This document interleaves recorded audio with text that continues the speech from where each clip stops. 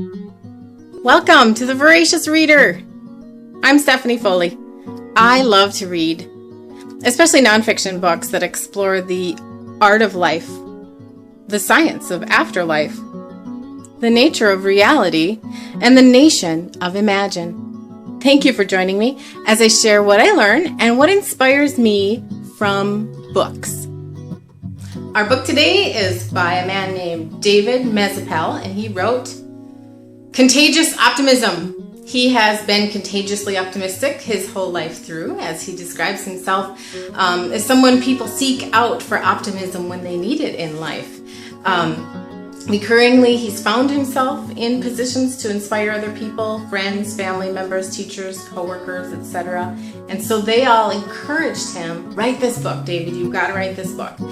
And because he's the kind of guy who knows that optimism feeds on optimism, he didn't just sit down and write a book by himself. No, he actually collaborated with more than 65 life and career coaches, medical experts, wellness experts, financial experts, social workers, etc. And so this book is a nice collection of essays from more than 65 different people. And so you can see I have a lot tabbed. I'm not going to read any of them to you, but I'm going to summarize some of them.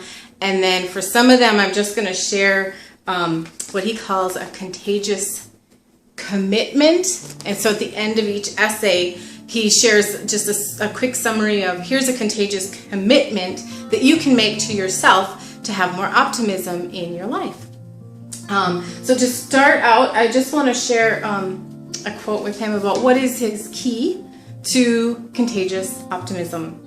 The key was my ability to anticipate positive results in advance of them happening, thus making difficult circumstances surmountable.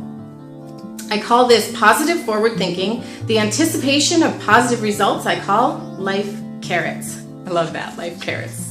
So what kind of carrots are you chasing these days? And maybe there's some wisdom in this book that can help you stay optimistic. Now, one of the sections that I wanted to share, one essay by Marina Tonkanaji, and sorry if I wrecked your name. Do you know what your talents are? If not, you are not alone. And she goes into an essay about how important it is to discover our talents and what are some ideas about how to do that. But I really love this quote from her here. When we are searching to find our true self, we are finding our talents along the way. And when searching for talents, we're getting closer to our true self. The search is not an easy one. You knew that though, right? It requires to take risks and put our time and energy into something that may not bring immediate results. Right there is key. It may not bring immediate results. How often have you given up in frustration when possibly you've given up too soon? There are certainly times it's appropriate to give up and move on. But then question yourself as to whether or not you're listening to your gut or listening to your intuition about whether or not it's that time, or are you just giving up out of frustration? And she says it is significant because it brings us closer to who we are, to follow through and pursue and look into the things we want to learn about. She really believes that our talents are connected to our passions, and so as we discover our passions, we discover what our talents are, and as we explore our talents, we open our worlds to new passions by applying our talents in different ways, that sort of thing. And the contagious by example, the little commitment at the end of the essay, is make it a point to try something new. Whether it's painting, dancing, golf, tennis, pottery, art, cooking classes, wine education, etc., make it a point to encourage others to do the same with you. You will broaden your horizons and build camaraderie in the process. I think that's great advice. Fantastic advice. All right, we're going to move on to the next tab. Finding new carrots. Okay, so when you've achieved a goal or you're maybe bored with your goal, I really resonated with this woman, Faye Laval. And as you listen to the quote I share, you may resonate with it as well. I think we're going to have a kitty. What's a good book without a kitty on your lap, right? How lucky. While I appear to be a very confident person and a high achiever, There were holes in that confidence. These individuals seemed to be able to find weak spots and prey on them. I allowed that to suck away more of my confidence, and I groped for some magic change to make others appreciate me. I hate to give up. I will go to the mat for something that is important, and I refuse to let anyone's stupidity get the better of me. Sound familiar? So what did she need to know to attract positive, respectful people in her life? She says, I had to know that I deserved respect. I had to believe in myself enough to walk away from disempowering situations early on rather than hoping that things would get better. I had to learn that self-preservation is different than quitting. I think that's pretty profound. So the whole book is full of perspectives and lessons like this. She concludes this one by saying sometimes it's best to just let go and move on. Find a new carrot, create a new carrot, acknowledge your lesson, move on to a new job, career, or whatever it is. Focus on what you truly desire. Find new carrots. And contagious action, a little summary at the end is, stand in your power and take action to be around people who deserve your presence. Where there is mutual respect, you will be happier and more productive. The difference is truly enlightening. All right, next. Forging a path between hope and fear. You know what I wanted to share with you before I do that, I forgot to tell you. I wanted to share just what the general chapter headings kind of are, so you get a feel for, I'm just sharing like a brief example from several of the chapters, but the book covers everything from talents and goals, relationships, health, career and purpose, and then how to get help from others and building resilience once you've sort of arrived, once you've got the carrot. There's essays on all of those topics and more. But I want to share this one. This one really spoke to me. Forging a path between hope and fear. I've come to the conclusion, Sam Lieberman is the essayist on this one. I've come to the conclusion that the whole idea in life is to make life simple versus easy. I love that opening paragraph of his essay. We get overwhelmed and we're unable to think clearly about the issues we're facing in our lives. I love this idea of simplicity. His practice, throughout his essay, he gives advice, but the one that spoke to me the most is don't rethink every decision. If the reasons for making your initial decision have not changed, there should be no reason to change your process.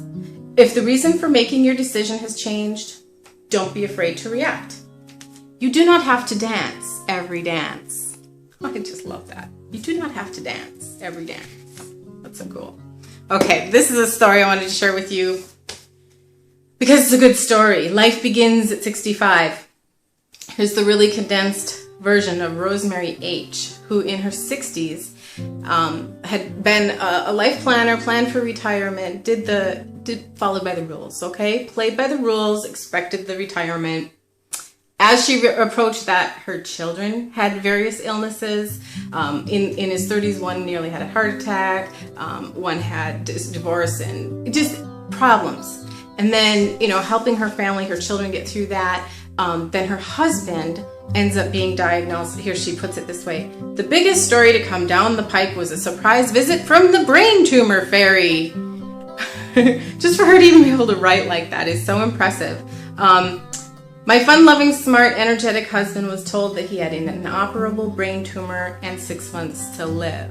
Well, by miracle of all miracles, I won't go into detail, but after 1.5 years of radiation and chemo, he was tumor-free.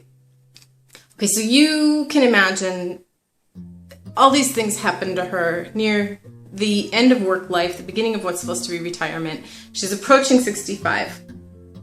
She's not depressed. She's not downtrodden. Here is her response to all of that.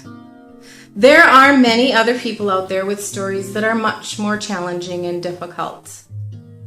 This story's mine. These days, I continue to keep very busy with my family. I ponder my life of the last 4 years of all this trauma and drama with her children and husband and everything else, thinking I've become so much stronger and blessed because of these changes.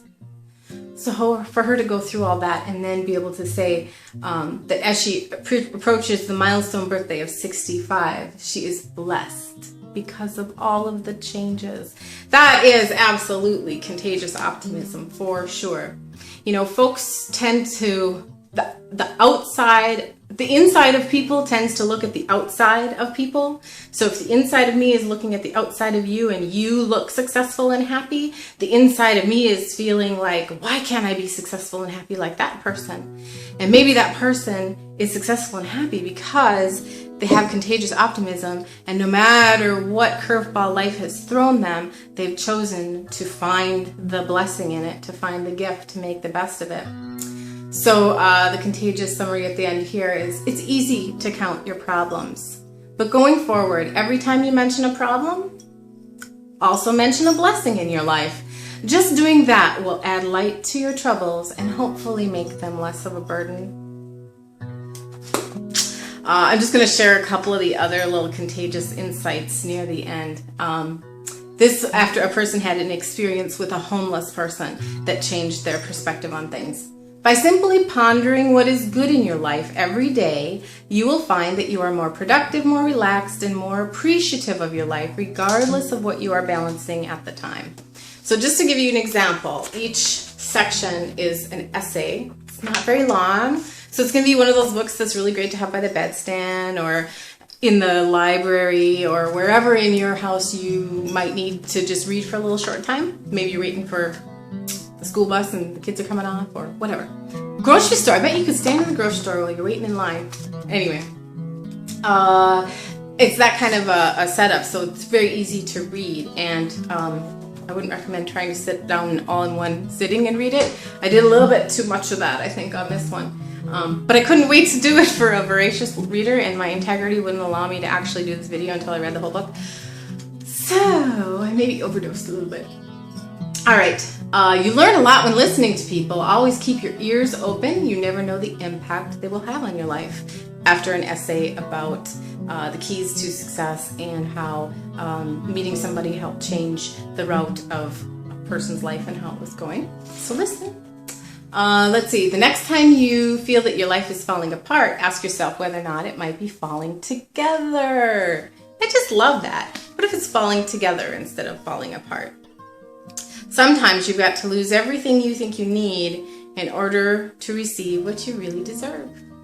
Nature pours a vacuum, and sometimes you have to clear out stuff that you don't need, get rid of what no longer serves you to make room for the things that are good. And last but not least, to wrap it up, I want to share a contagious commitment. The keys to achievement are: number 1, be clear about what you want. Number 2, know that you will achieve it. Number 3, take dedicated and determined action. And number 4, never give up. Go for it. And I'm here to tell you that it's almost as if Lucky himself is telling you that, because we call Lucky the persistent one. He's naughty, but he's not naughty. He's just persistent. He doesn't learn, but it's not that he's not learning. It's just that he's persistent. No matter how many times I pull him off the counter or spray him with a water bottle or whatever it is, he doesn't mind. He just wants what he wants when he wants it, and he's persistent, so he's going to get it. So Lucky says, be contagiously optimistic.